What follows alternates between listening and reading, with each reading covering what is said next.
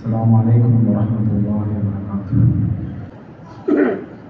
الحمد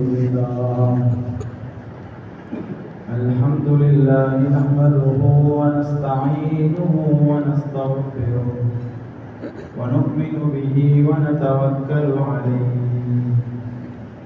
ونعوذ بالله من شرور أنفسنا وسيئات أعمالنا. من يهده الله فلا مضل له ومن يضلله فلا هادي له. وأشهد أن لا إله إلا الله وحده لا شريك له. وأشهد أن سيدنا محمدا عبده ورسوله. صلى الله على سيدنا محمد وعلى آله وصحبه وسلم. أما بعد، فأعوذ بالله من الشيطان الرجيم. بسم الله الرحمن الرحيم. إنما يعمر مساجد الله من آمن بالله واليوم الآخر وأقام الصلاة وآتى الزكاة ولم يخش إلا الله فعسى أولئك أن يكونوا من المهتدين. صدق الله العظيم. எல்லா புகழும் புகழ்ச்சியும் உலகத்தையும் படைத்தாளக்கூடிய அல்லாஹ்வுக்கே அல்ஹம்துலில்லாஹ். ஸலாத்தும் ஸலாமும் என் உயிரிலும் மேலான எங்களுடைய ஈரோலக வழிகாட்டி முஹம்மது ஸல்லல்லாஹு அலைஹி வஸல்லம் அவர்கள் மீது, அவர்களுடைய பரிசுத்த மனைவிமார்கள், சஹாபாக்கள், தாபிஈன்கள், தபா தாபிஈன்கள், கியாமத்துடைய நாள் வரை வரக்கூடிய அனைத்து நல்லவர்கள் மீதும் உண்டாவதாக. புனிதமான ஜும்மாவுடைய கடமையை நிறைவேற்ற வந்திருக்கும் அல்லாஹ்வுடைய நல்லடியார்களே, பெரியார்களே, சகோதரர்களே, நண்பர்களே, எல்லா சந்தர்ப்பத்திலும் அல்லாஹ்வை பயந்து கொள்ளும்படி முதலில் எனக்கும் அப்பால் உங்களுக்கும் வசிய செய்து கொள்கிறேன். அன்பான சகோதரர்களே, நண்பர்களே, அல்லாஹ் தஆலா இந்த உலகத்தை படைச்சு உலகத்துல எல்லா இடங்கள்லையும் அல்லாஹ்வை வணங்க வேண்டும், அல்லாஹ் வணங்கப்பட வேண்டும் என்றதுக்காக உலகத்தினுடைய எல்லா பூமிகள்லையும் அல்லாஹ் தஆலா மஸ்ஜிதுகளை அமைச்சார். இந்த மஸ்ஜிதுகளை மையமாக வச்சுதான் அல்லாஹ்வை இபாதத் செய்வதாக இருந்தாலும் சரி, அல்லது முஸ்லிம்களுடைய எல்லா நடவடிக்கைகளை செய்வதாக இருந்தாலும் சரி, எல்லாத்துக்கும் மைய புள்ளியாக அல்லாஹ் இந்த மஸ்ஜிதுகளை ஆக்கினார். எனவேதான் ஒன்னாவது மஸ்ஜிதை அல்லாஹ் 2 நபிமார்களுக்கு பொறுப்பு கொடுத்து அந்த மஸ்ஜிதை அல்லாஹ் கட்ட வச்சார். மஸ்ஜிதுல் ஹராம், இப்ராஹிம் அலைஹிஸ்ஸலாம், இஸ்மாயில் அலைஹிஸ்ஸலாம் 2 பேரும் சேர்ந்து அந்த மஸ்ஜிதை அதாவது கட்டுறாங்க, புனர் நிர்மாணம் செய்யலாம். பிறகு உலகத்தில் 2வது பிரபல்யமான மஸ்ஜிதுல் அக்ஸாவையும் அல்லாஹ் 2 நபிமார்களை வச்சு அல்லாஹ் கட்ட வைக்கிறார். தாவூத் அலைஹிஸ்ஸலாம், சுலைமான் அலைஹிஸ்ஸலாம் 2 பேரும் சேர்ந்து அந்த மஸ்ஜிதை நிர்வகிக்கிறாங்க, அந்த மஸ்ஜிதை கட்டுறாங்க. பிறகு ஆக முக்கியமான, ஆக கண்ணியமான 3வது மஸ்ஜிதாக மஸ்ஜிது நபவிய முஹம்மது ஸல்லல்லாஹு அலைஹி வஸல்லம் அவர்களை வச்சு அல்லாஹ் கட்டுறாங்க. இந்த 3 மஸ்ஜிதுகளையும் நபிமார்களை பாவிச்சு அல்லாஹ் கட்டியிருக்கிறாங்க. நோக்கம் என்ன? உலகத்தில் அல்லாஹ் வணங்கப்படுறதுக்கு, அல்லாஹ்வை ஞாபகப்படுத்தப்படுறதுக்குரிய இடமாக மஸ்ஜிதுகள் இருக்குது என்றத அல்லாஹ் அங்கே எல்லாருக்கும் அறிவிக்கிறார். அந்த 3 மஸ்ஜிதுகள்ல இருந்து தான் உலகத்தினுடைய எல்லா மஸ்ஜிதுகளும் பிரியும். எந்த ஒரு நாட்டுக்கு போனாலும், எந்த ஒரு ஊருக்கு போனாலும் அங்க முஸ்லிம்களுக்கு என்ற ஒரு மஸ்ஜித் இருக்காம இருக்காது. அந்த பழக்கத்தை ஒவ்வொரு முஸ்லிம்களும் காலாகாலமாக செஞ்சுவாங்க. எல்லா இடங்கள்லையும் அல்லாஹ்வை சுஜூத் செய்யக்கூடிய ஒரு இடம் மஸ்ஜித் என்று ஒன்று உருவாகும். அன்பான சகோதரர்களே, முழு உலகத்தையும் படைச்ச அல்லாஹ்வுடைய நபி ஸல்லல்லாஹு அலைஹி வஸல்லம் சொல்றாங்க, அஹப்புல் பிலாதி இலல்லாஹி மசாஜிதுல்லாஹ். இந்த முழு உலகத்திலையும் அல்லாஹ்வுக்கு ஆக விருப்பமான இடம் இருக்கும் என்றால் அது ஒவ்வொரு இடங்கள்லையும் அமையக்கூடிய மஸ்ஜித் என்று சொன்னாங்க. நீங்க ஒவ்வொருத்தருக்கும் உலகத்துல அவங்களுக்கு ஆக விருப்பமான இடம் என்னண்டா நாங்க ஒவ்வொருத்தரும் ஒவ்வொரு கருத்துக்களை சொல்லுவோம். ஆனா அல்லாஹ்வுடைய முடிவு என்னண்டா இந்த முழு உலகத்திலையும் அல்லாஹ்வுக்கு ஆக விருப்பமான ஆக பொறுமதியான இடம் மஸ்ஜித் என்றதை அல்லாஹ்வுடைய நபி ஸல்லல்லாஹு அலைஹி வஸல்லம் சொல்றாங்க. அன்பான சகோதரர்கள், மஸ்ஜிதுகள் ஏன், மஸ்ஜிதுகளால என்ன உருவாக்கலாம்? உலகத்தில் இன்னைக்கு ஒவ்வொரு ஃபேக்டரி இருக்குது, தொழிற்சாலைகள் இருக்கு. அந்த ஒவ்வொரு தொழிற்சாலைகள்லையும் ஒவ்வொரு பொருள்கள் தயாரிக்கப்படும். செருப்பு அடிக்கிற ஃபேக்டரியில போயிட்டு எங்களுக்கு மாவு எடுக்கலாம், அதுக்கென்ற வேறொரு தொழிற்சாலை இருக்கு. ஒவ்வொன்றுக்கும் ஒவ்வொரு தொழிற்சாலை. மஸ்ஜித் என்றதும் ஒரு தொழிற்சாலை. என்ன தொழிற்சாலை? மனிதனை உருவாக்கக்கூடிய தொழிற்சாலை. மனுஷனாக மாறணுமாக இருந்தால் அதுக்குரிய இடம் மஸ்ஜித். அதனாலதான் ஒவ்வொரு மனுஷனுக்கும் ஒரு நாளைக்கு 5 நேரம் இந்த ஃபேக்டரிக்கு வந்துட்டு போங்கன்னு சொல்றது. அப்பதான் நீங்க மனுஷனாகுவீங்க. மனுஷனாகக்கூடிய இடம் தான் இந்த மஸ்ஜித். எனவே அல்லாஹ் இந்த மஸ்ஜிதை முழு உலகத்திலே உருவாக்குறான். அன்பான சகோதரர்களே, உருவாக்கிட்டு அல்லாஹ் சொல்றான், அல்லாஹ்வுக்கு ஆக விருப்பமான இடம் என்னன்னா இந்த மஸ்ஜித் தான். எனவே யாரெல்லாம் இந்த மஸ்ஜிதை செழிப்பாக்குவாங்க, மஸ்ஜிதுக்கு யாரெல்லாம் அடிக்கடி வார பழக்கம் இருக்குதோ இவங்களோட வாழ்க்கையை அல்லாஹ் செழிப்பாங்க. ஏன்? அல்லாஹ்வுக்கு ஆக விருப்பமான இடத்துக்கு இவர் வார. யார் இந்த மஸ்ஜிதை பாழாக்குறாங்களோ, யார் இந்த மஸ்ஜிதை அதாவது அற்பமாக கருதுறாங்களோ அவங்களையும் அல்லாஹ் அற்பமானவர்களாக இழிவானவர்களாக. அன்பான சகோதரர்களே, அல்லாஹ்வுடைய நபி ஸல்லல்லாஹு அலைஹி வஸல்லம் சொல்றாங்க, மன் பனா லில்லாஹி மஸ்ஜிதன், யார் உலகத்துல அல்லாஹ்வுக்காக ஒரு சிறிய ஒரு மஸ்ஜிதை கட்டுறாரோ இவருக்கு அல்லாஹ் சொர்க்கத்துல ஒரு வீடை கொடுக்கிறார். அன்பான சகோதரர்களே, உலகத்துல ஒரு மஸ்ஜிதை கட்டுறதுன்றது எத்தனை கோடி செலவழிக்கும். சாதாரண ஒரு 2 கோடிக்கு ஒருத்தர் ஒரு மஸ்ஜிதை கட்டினாருன்னா கியாமத்துல அல்லாஹ் ஒரு ஊட கொடுக்கிறார். அந்த ஊட்டுடைய பொறுமதி என்ன? சொர்க்கத்துல ஒரு சான் நிலம் வாங்குறதுக்கு இந்த உலகத்தை வித்தாலும், உலகத்துல என்ன கனிம பொருட்கள் இருக்குதோ இவை அனைத்து வித்தாலும் சொர்க்கத்துல ஒரு சான் இடம் வாங்கலாம். அந்த பிரமாண்டமான சொர்க்கத்துல அல்லாஹ் இவருக்கு ஒரு வீட்டை கொடுக்கிறான். காரணம் என்ன? உலகத்துல அல்லாஹ்வுடைய ஒரு மஸ்ஜிதை இவர் கட்டியிருக்கிறார். சுப்ஹானல்லாஹ். மஸ்ஜிதை கெட்டத அல்லாஹ் எவ்வளவு பெரிய நன்மைக்குரிய விஷயமாக மாத்திரி. பிறகு அல்லாஹ்வுடைய நபி சொல்றாங்க, இந்த மஸ்ஜிதுக்காக வேண்டி யார் பணிவிட செய்யறாங்க, மஸ்ஜிதுடைய வேலையை யார் அவங்களோட தொழிலாக செய்யறாங்க, இவர்களுக்கு மார்க்கம் நிறைய சிறப்புகளை சொல்லுது. இன்னைக்கு உலகத்துல நானும் நீங்கள் விரும்பியோ இல்லையோ மதிக்காத ஒரு தொழில் தான் மஸ்ஜிதுடைய தொழில். ஆக கண்ணியமான ஒரு தொழில், ஆக முக்கியமான ஒரு தொழில். ஆனா அந்த மஸ்ஜிதுடைய விஷயங்கள்ல யார் ஈடுபடுறாங்களோ அவங்களை இன்னைக்கு மக்கள் மதிக்கிறது. அவங்களோட மதிப்பு எப்ப விளங்கும்? கியாமத்துடைய நாளையில அவங்களோட மதிப்பு. அல்லாஹ்வுடைய நபி ஸல்லல்லாஹு அலைஹி வஸல்லம் சொல்றாங்க, யாரு 12 வருஷம், யாரு 12 வருஷம் அல்லாஹ்வுக்காக அதான் சொல்லுவாரோ, ஒரு முஅத்தின் அல்லாஹ்வுக்காக அதான் சொன்னா வஜபத் லஹு அல் ஜன்னah என்று சொன்னாங்க, அவருக்கு சொர்க்கம் வாஜிபாகிடுச்சு. ஒரு மோதிந்த பொறுமதி இன்னைக்கு என்ன சமூகத்தில்? ஆனா அல்லாஹ் கிட்ட அவரோட பொறுமதி என்ன? காரணம் என்ன? அவருக்கு என்ன டிகிரி இருக்குது, என்ன மதிப்பு இருக்குது, என்ன வாகனம் இருக்குது, என்ன வீடு இருக்குது? ஒன்றும் இல்லை. 12 வருஷம் அவர் மஸ்ஜிதுல முஅத்தினாக இருந்து அதான் சொன்னால் இவருக்கு சொர்க்கம் வாஜிப் என்றாங்க அல்லாஹ்வுடைய ரசூல் ஸல்லல்லாஹு அலைஹி வஸல்லம். அடுத்த பணி, மஸ்ஜித்ல ஒருத்தர் இமாமாக இருக்கிறார். இமாமாக இருந்து தொழுவிக்கிறார் மக்கள். அல்லாஹ்வுடைய நபி ஸல்லல்லாஹு அலைஹி வஸல்லம் சொல்றாங்க, கியாமத்துடைய நாளையில ஒவ்வொருத்தரும் உடுக்கிறதுக்கு ஆடையும் இல்லாம இருக்கக்கூடிய அந்த நாள், சூரியன் கடுமையான வெப்பத்தோடு இருக்கிற நாள், ஒவ்வொருத்தரும் யா நஃப்ஸி யா நஃப்ஸி என்று ஓடக்கூடிய நாள், நபிமார்களே பயப்பட்ட நாள். சொன்னாங்க அந்த நாளையில 3 பேர் முத்தால அமைக்கப்பட்ட மேடைகள்ல உட்கார்ந்து இருப்பாங்க. அவங்களுக்கு எந்த பிரச்சனையும் இருக்காது. அதுல ஒன்றுதான் சொன்னாங்க, ஒரு இமாம் ஒரு கூட்டத்துக்கு தொழுவிக்கிறார், அந்த கூட்டம் அந்த இமாமுடைய விஷயத்துல முச்சம் பொருத்தத்தோடு இருக்கிறார். அந்த இமாம் அந்த மக்கள் அந்த இமாமை முச்சம் விரும்புறாங்க. இமாமுடைய அந்த மக்களுடைய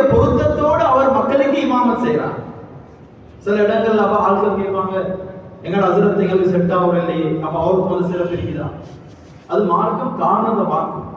ஏன் இவருக்கு இமாமா பிடிக்குது இல்ல? அவர் ஹக்க சொல்றார், உண்மையா சொல்றார், மக்களுக்கு எந்த விஷயத்தையும் மக்களுக்கு பயப்படுறது இல்ல, அல்லாஹ்வை பயந்துதான் பேசுறாருன்னா இப்ப ஆட்களுக்கு இவர் செட் ஆகுது இல்ல. சில நேரம் அதெல்லாம் நாங்க எடுபடாது. அந்த நேரம் மக்கள் இவரை பொருந்தியோ இல்லையோ இவருக்கும் அந்த பதவி இருக்குது. இங்க சொல்றது மக்கள் இவர் எந்த விதத்தும் செய்யறாரு இல்ல, எந்த பாவமும் செய்யறாரு இல்ல, எனவே மக்கள் மிச்சம் இவருடைய விஷயத்துல பொருத்தத்தோடு இருக்கிறார். அப்படி ஒரு இமாம் இருந்து மக்கள் எல்லாம் அவரை பொருந்தி கொண்டு அப்படி ஒரு வேலையை மஸ்ஜிதுல செய்வார்களா, கியாமத்துல இவர் முத்து மேடையில இருப்பார்.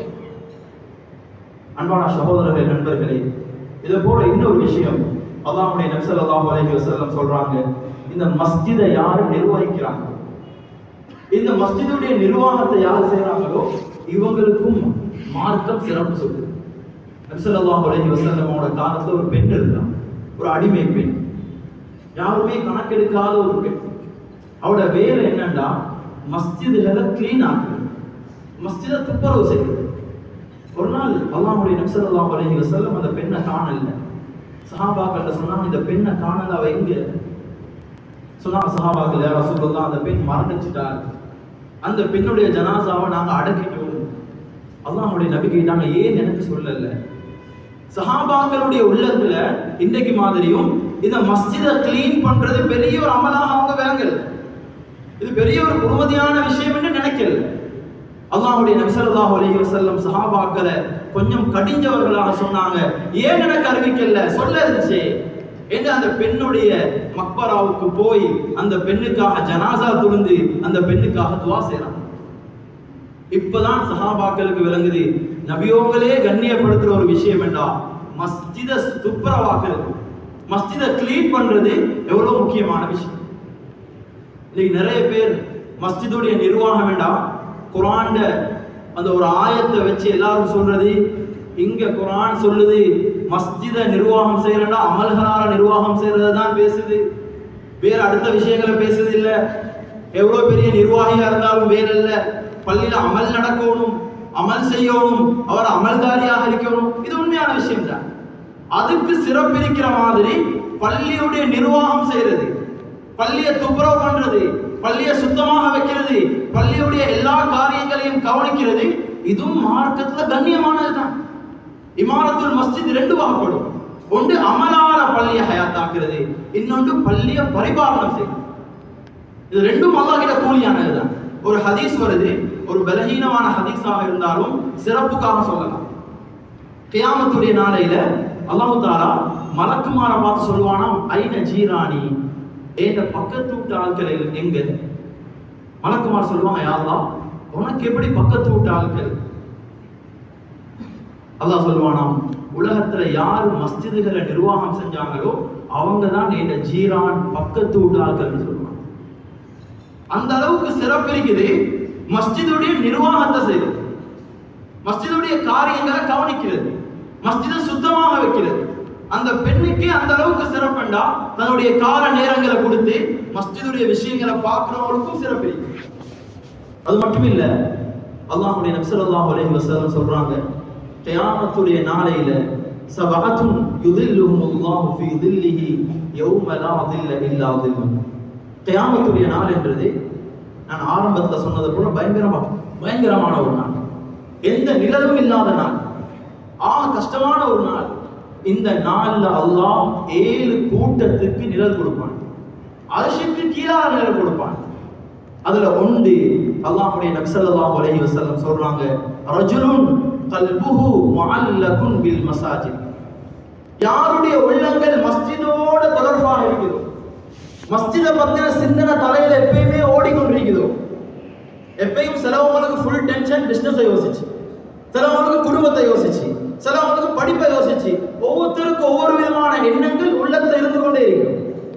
அதே போல யாருடைய உள்ளத்துல மஸ்ஜிதுடைய மோகம் இருக்குதோ, மஸ்ஜிதுடைய மோகம் யாருடைய உள்ளத்துல இருக்குதோ, கியாமத்துல அல்லாஹ் இவருக்கும் அந்த அர்ஷுக்கு கீழாக நிழல் கொடுப்பான். எந்த அளவுக்கு உள்ளத்தான மஸ்ஜிதோட சம்பந்தப்பட்டாலே அல்லாஹ்வுடைய நபி ஸல்லல்லாஹு அலைஹி வஸல்லம் இந்த சிறப்புகளை சொல்றாங்க. அன்பான சகோதரர்களே, இந்த அளவுக்கு அல்லாஹ் தஆலா மஸ்ஜிதுகளுக்கு சிறப்புகளை வச்சிருக்கிறான்.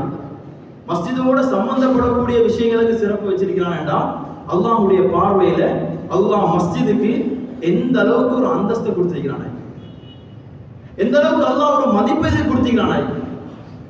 அல்லாஹ்வுடைய நபி ஸல்லல்லாஹு அலைஹி வஸல்லம் சொல்றாங்க, இது மட்டும் இல்ல, ஒருத்தர் அவருடைய வீட்டில இருந்து மஸ்ஜிதுக்காக வர, அவர் வீட்டில இருந்து மஸ்ஜிதுக்காக வர ஆரம்பிச்சதுல இருந்து திரும்ப அவர் வீட்டுக்கு போற வரைக்கும் மார்க்கம் ஒவ்வொன்றுக்கும் ஒவ்வொரு அந்தஸ்து சொல்லுங்க. அல்லாஹ்வுடைய நபி ஸல்லல்லாஹு அலைஹி வஸல்லம் சொல்றாங்க, ஒருத்தர் வீட்டில இருந்து வுதுவோட மஸ்ஜிதுக்கு வர, தொழுகைக்காக வர, தொழுகைக்காக மட்டும்தான் வர, அந்த நோக்கத்துக்காக ஒருத்தர் வந்தால் அவர் எடுத்து வைக்கக்கூடிய ஒவ்வொரு எட்டுக்கும் ஒரு எட்டுக்கு ஒரு பாவம் மன்னிக்கப்படுது, இன்னொரு எட்டுக்கு ஒரு நன்மை எழுதப்படுது. வீட்டில இருந்து 100 அடி வச்சு பள்ளிக்கு வந்தாரடா 50 பாவங்கள் மன்னிக்கப்பட்டு 50 நன்மைகள் இவருக்காக எழுதப்படும். வீட்டில இருந்து உதுவோட மஸ்ஜிதுக்கு வா. பிறகு அல்லாஹ்வுடைய நபி ஸல்லல்லாஹு அலைஹி வஸல்லம் சொல்றாங்க, ஒருத்தர் பள்ளிக்கு வந்து முன் சஃப்ல வந்து நிற்கிறார். முன் சஃப்ல வந்து நின்ற ஹதீஸுடைய கருத்து, அவருக்காக அல்லாஹ் ரஹ்மத் செய்றான், மலக்குமார் அவர்களுக்காக துஆ செய்றான். முன் சஃப்ல வந்து நிற்கிறார். இன்னைக்கு சமூகத்துல அதிகமான ஆட்கள் பக்திகளுக்கு வரக்கூடியவர்கள் முன் சஃப்ல நிறைய இடம் இருக்கு. இவர் சில நேரம் பின்னால் உள்ள ஒரு சஃப்ல இவருக்கு நல்ல வசதியான ஒரு இடத்துல உட்கார்ந்து இருப்பார். ஆட்கள் கொஞ்சம் பாவரா முன்னுக்கு வர மாட்டார். யாராவது வாங்கன்னு சொன்னாலும் ஒரு வாரத்துக்கு ரெடி இல்லை. சில நேரம் முறைச்சு பார்ப்பார். அல்லாஹ்வுடைய நபி சொல்றாங்க, முன் சஃப்ல வந்து நின்றால் அல்லாஹ்வுடைய ரஹ்மத் கிடைக்கும், மலக்குமாருடைய துஆ கிடைக்கும் என்று சொல்றாங்க. இன்னொரு ஹதீஸ் சொல்லுது, மஸ்ஜிதுக்கு வந்தா ஒரு இடம் இருக்குது, அந்த இடம் காலியாக இருக்குது, யாருமே போகாம இருக்கிறாங்க, இவர் அந்த இடத்தை வந்து நிரப்பினால் இவருக்கு ஒரு அந்தஸ்து உயர்த்தப்படும் என்று அல்லாஹ்வுடைய நபி ஸல்லல்லாஹு அலைஹி வஸல்லம் சொல்றாங்க. எனவே அன்பான சகோதரர்களே, இப்படி மஸ்ஜிதோட சம்பந்தப்படக்கூடிய எல்லா விஷயங்களுக்கும் அல்லாஹ் தஆலா பெரும் பெரும் நன்மைகளை வச்சிருக்கிறான். அதே போல முக்கியமான ஒரு ஹதீஸ், அல்லாஹ்வுடைய நபி ஸல்லல்லாஹு அலைஹி வஸல்லம் சொல்றாங்க, மஸ்ஜிதுக்கு வாரதால கிடைக்கிற பெரிய ஒரு பாக்கியம் ஒன்று.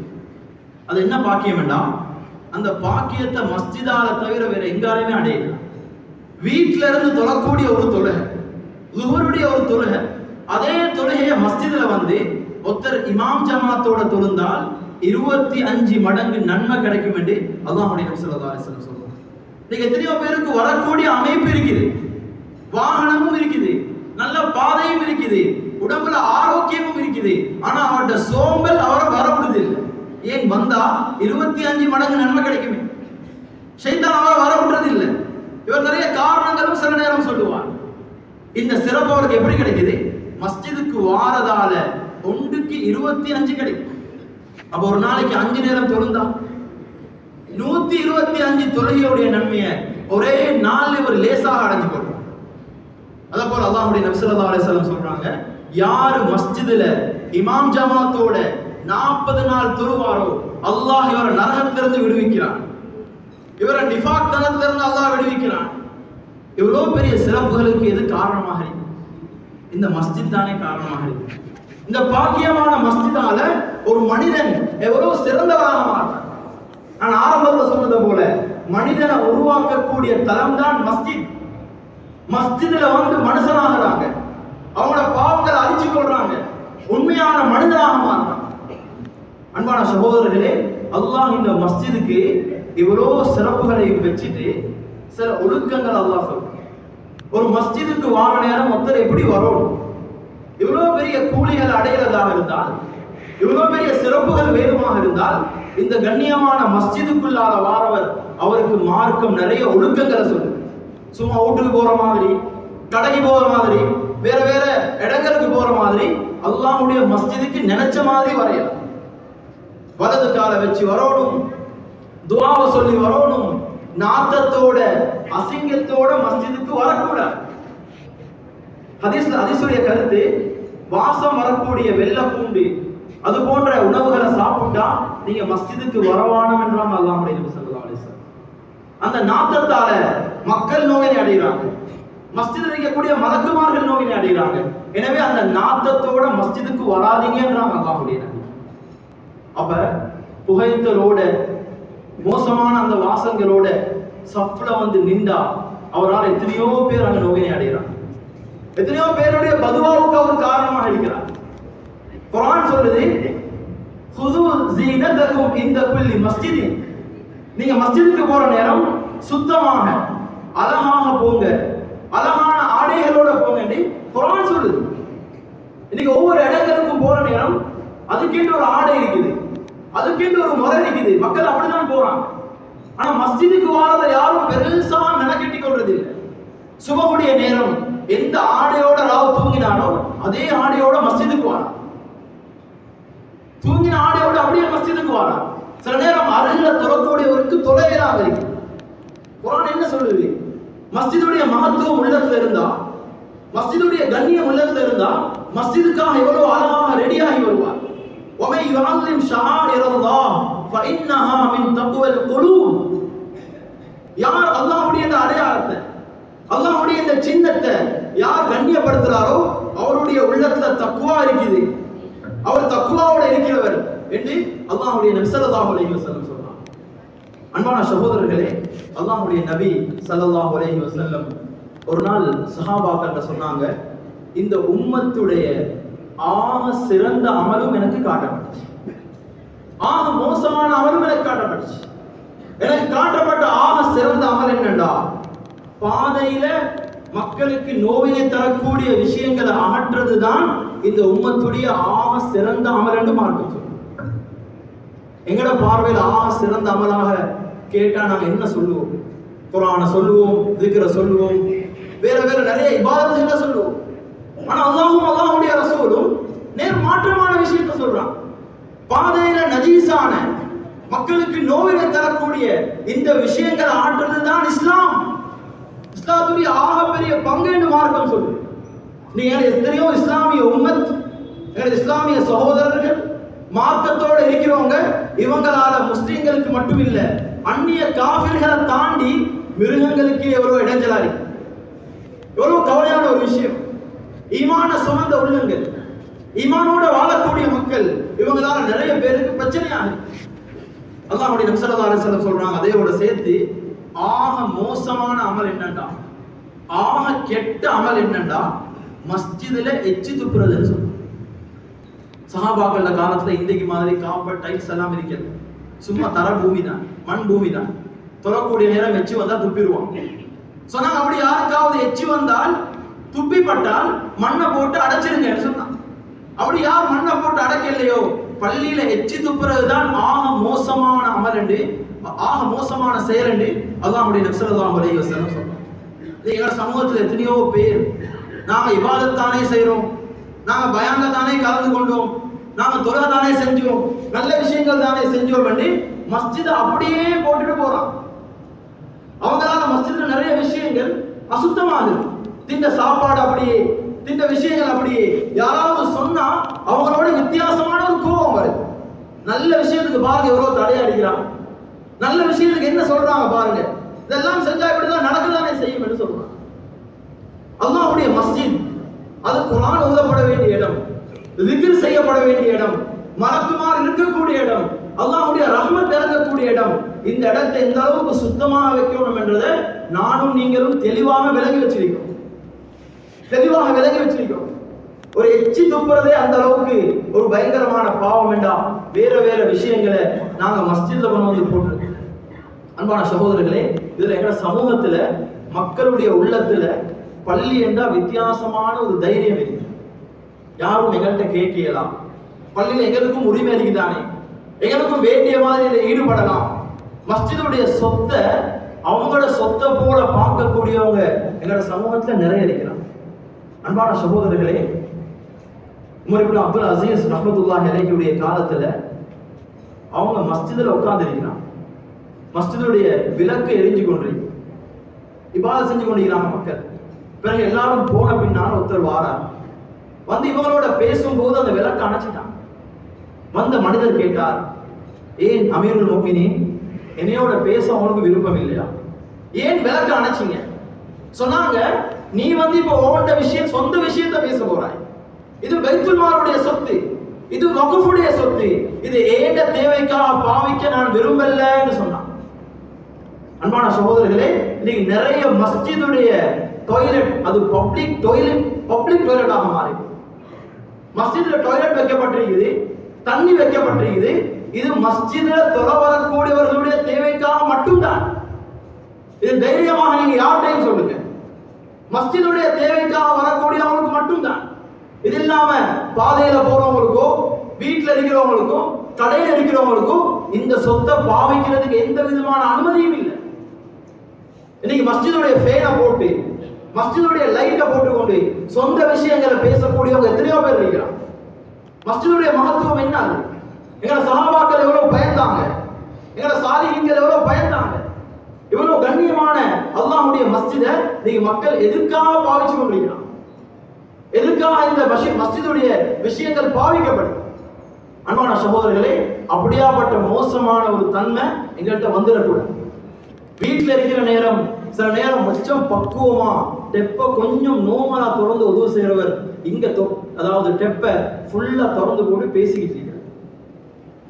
டெப்ப ஃபுல்லா திறந்து இவருடைய தேவையை விட மேல் மிச்சமாக ஒரு தடவை, 2 தடவை, 3 தடவை வேண்டி 3 தடவையும் தாண்டி மூஞ்ச கழுவுறார்.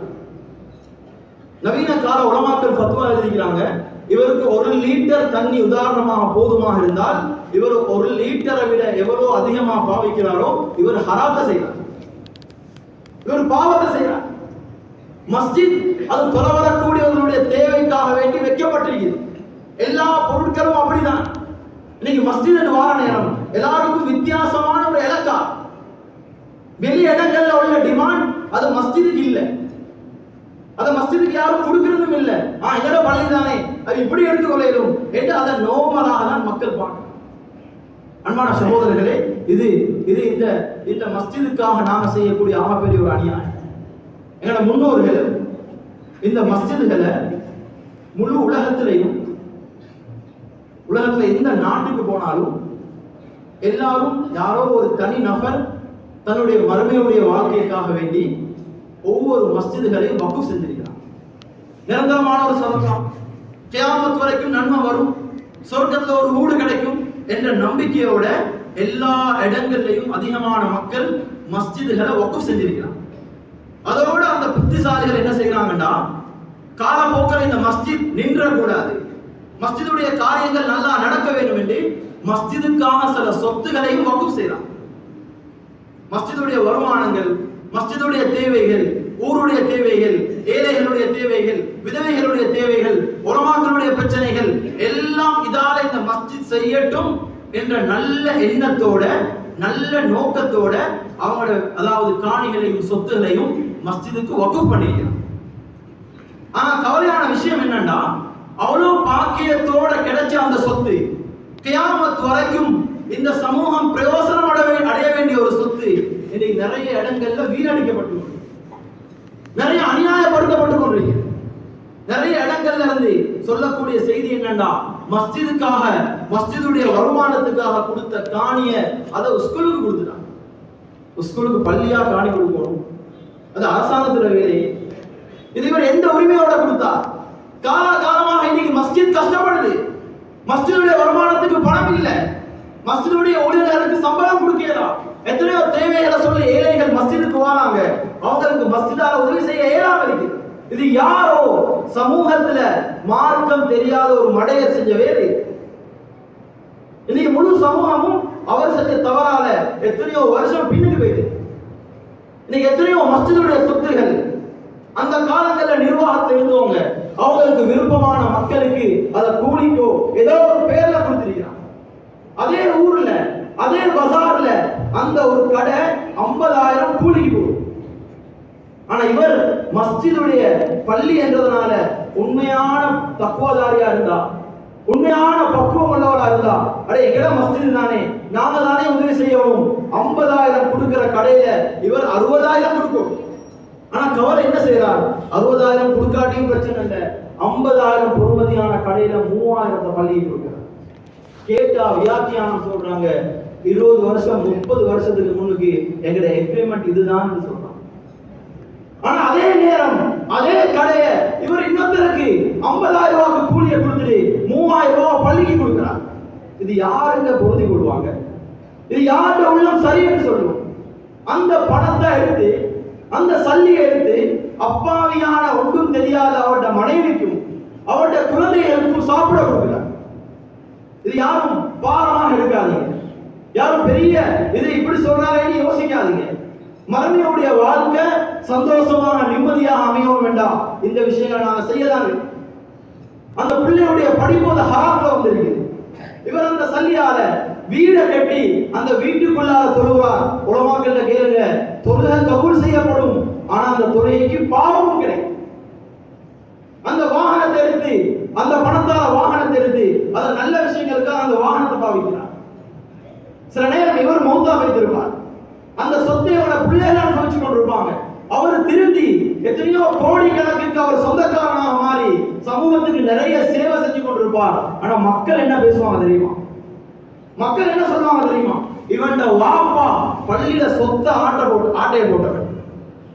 மாணவர் அவர் என்ன பாவம் செஞ்சாரு? அவர் என்ன தவறு செஞ்சாரு? அவர் இவ்வளவு சமூக சேவை செஞ்சும் நல்ல விஷயங்களை செஞ்சும் அந்த வாப்பா செஞ்ச கெட்ட பேரால அந்த குழந்தை இன்று வரைக்கும் கேவலப்படுத்த. அன்பான சகோதரர்களே, இது உலகத்தோட முடிகிறது இல்லை. குர்ஆன் சொல்லுது, ஒமையகுல் யத்தி பிமா வல்ல யௌமல் கியாமா. இங்க இந்த அநியாயத்தை செஞ்சா, இங்க இந்த மோசடியை செஞ்சா, நாளைக்கு இந்த அநியாயத்தை தூக்கி கொண்டே ஒரு கியாமத்துல வருவார். பள்ளியுடைய ஒரு கடை எடுத்திருந்தா அந்த கடையை சுமந்து கொண்டு கியாமத்துல வருவார். யாருக்கு கடையை தூக்கிடும்? யாருக்கு தூக்கிடும்? கியாமத்துல அல்லாஹ் சுமக்க வைப்பான்.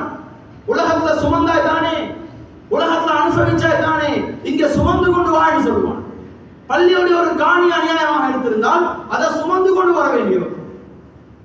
எனவே அன்பான சகோதரர்களே, உலகத்தினுடைய அற்ப இன்பம், உலகத்தினுடைய அற்ப லாபம், இதுக்கு ஏமாந்து நாங்க யாரும் எங்களோட மர்ம வாழ்க்கையை வீணாக்கிடக்கூடாது. நாங்க எல்லாம் புத்திசாலிகள், நாங்க எல்லாம் திறமசாலிகள். எனவே பல வருஷத்தினுடைய திட்டம் எங்களோட கையில் இருக்கு. இந்த வியாபாரம் மிஸ்ஸாவினா அந்த வியாபாரம், அது மிஸ்ஸாவினா இது என்ன பிள்ளைக்கு, இது என்ன மனைவிக்கு என்று முச்சம் பெரிய திட்டத்தோட நாங்க வாழ்ந்துகிட்டு இருக்கோம். ஆனா அந்த திட்டம் எங்களுக்கு கியாமத்துடைய விஷயத்தையும் இருக்கணும். அப்பதான் நாங்க புத்திசாலி. எனவே அன்பான சகோதரர்களே, இதே போல இப்படியாப்பட்ட தவறுகள் ஒரு ஊர்ல ஒரு இடத்துல நடக்குதுன்னா அந்த விஷயங்களை மஸ்ஜிதுடைய வக்ஃபுடைய சொத்து இது எல்லாருக்கும் பொறுப்பான விஷயம். எங்கட ஒரு சொத்துல நாங்க சும்மா விடுவோமா? யாராவது சும்மா விடுவாங்களா? சொந்த வாப்பாவோட, சொந்த சகோதரியோட, சொந்த சகோதரனோட பல வருஷம் ஏன் பாரு, இவருடைய காணியிலிருந்து ஒரு சாண அவங்க பிடிச்சிருக்கிறான், ஒரு மரத்தை அவங்க பிடிச்சிருக்கிறான். இது அல்லாஹ்வுடைய மஸ்ஜித். அல்லாஹ் குர்ஆன்ல அல்லாஹ்வுடைய வீடு என்றான். இன்னமா யஅமுரு மஸாஜித் அல்லாஹ், அல்லாஹ்வுடைய மஸ்ஜித் என்றான். அல்லாஹ்வுடைய வீடு, அல்லாஹ்வுடைய மஸ்ஜிதுடைய ஒரு பொருள் அது அபகரிக்கப்பட்டிருக்கின்றா, இது யாராவது ஒருத்தர் ரெண்டு பேரோட பிரச்சனையா? ஒரு நிர்வாகத்தோட பிரச்சனையா? தனி ஒரு குழுவோட பிரச்சனையா? இது முஸ்லிம் சமூகத்துடைய ஒரு பிரச்சனை. இது முஸ்லிம் சமூகத்துடைய ஒரு பிரச்சனை, எங்களோட பரம்பரையுடைய ஒரு பிரச்சனை. இன்றைய காலத்துல எல்லாரும் எலெக்ஷனுடைய காலம், எல்லாரும் என்ன பேசுறாங்க? நாங்க கஷ்டப்பட்டாலும் பிரச்சனை இல்ல, எங்கட பிள்ளைகள் நிம்மதியா இருக்கும், எங்கட வார சமூகத்துக்கு நல்ல ஒரு நாடு இருக்கணும். இது முஸ்லீம்கள் மட்டும் இல்ல, முழு நாடு பேசுது. அவ நாட்டுட விஷயத்துல அக்கறை இருக்குது, எங்கட மஸ்ஜிதுடைய விஷயத்துல எங்களுக்கு அக்கறை இல்லை. ஏன்? இது அல்லாஹ்வுடைய சொத்து தானே. அன்பான சகோதரர்களே, இது அல்லாஹ்வுடைய சொத்து. எங்கட சொத்து ஒருத்தர்